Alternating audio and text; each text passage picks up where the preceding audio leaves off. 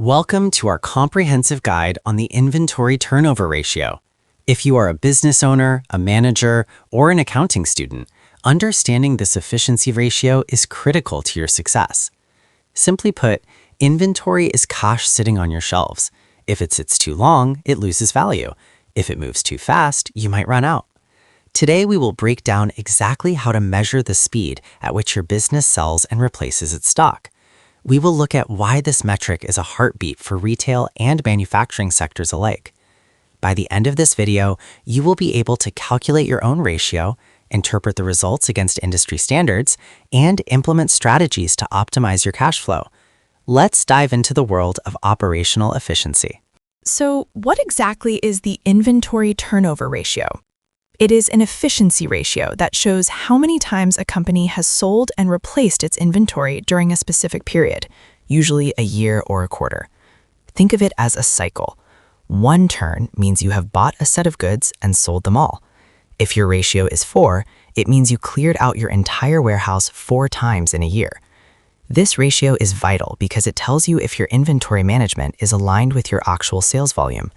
A mismatch here can lead to dead stock, items that become obsolete or expire before they are sold, which is a direct hit to your bottom line. Understanding this definition is the first step toward leaner, more profitable operations.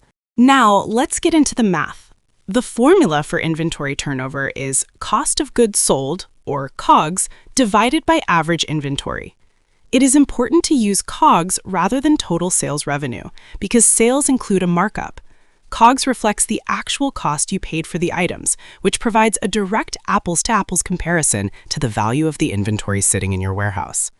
You can find your COGS on your income statement at the end of the year. The result of this division tells you the number of turns. For example, if your COGS is $1 million and your average inventory is $200,000, your turnover ratio is 5. This means you cycled through your stock 5 times during that fiscal year. You might be wondering, why do we use average inventory instead of just the amount we have right now? Business inventory levels fluctuate significantly due to seasonal demands, bulk purchasing, or shipping delays. Using a single point in time, like the last day of the year, could give you a distorted picture. To get the average, take your beginning inventory from the start of the period, add your ending inventory from the last day, and divide that sum by 2. This simple calculation smooths out the peaks and valleys of your stock levels, providing a more reliable denominator for our ratio. This ensures that a temporary holiday surge or a pre-planned stock-up doesn't make your business look less efficient than it actually is over the long run. Interpreting your result is where the real work begins. A high inventory turnover ratio generally suggests strong sales and effective buying habits. It means you are moving product quickly and keeping your capital liquid. However, if it's too high, it might mean you aren't carrying enough stock and are missing out on sales because items are out of stock. On the flip side, a low turnover ratio is often a red flag. It suggests that products are sitting on shelves too long, which ties up cash and increases storage costs. This could be due to overstocking, poor marketing, or a decline in demand. The goal isn't necessarily the highest number possible, but a balanced number that maximizes sales without causing stockouts. Context is everything in accounting. You cannot compare a grocery store's turnover to that of a high-end jewelry shop.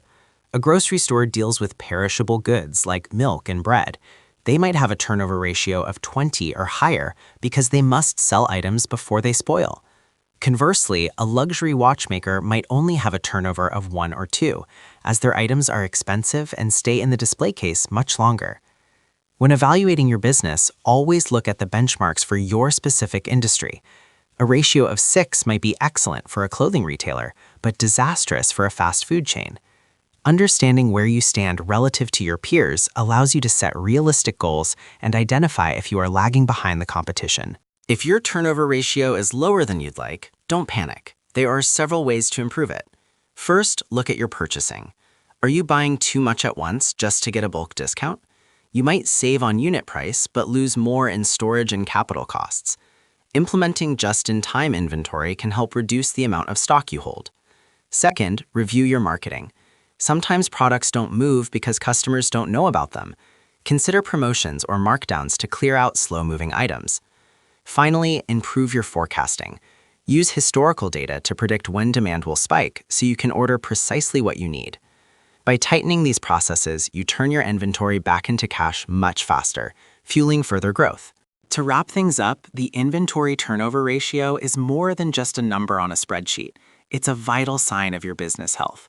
It tells you how effectively you are using your resources and how well you understand your customers' needs. Remember the formula: COGS divided by average inventory.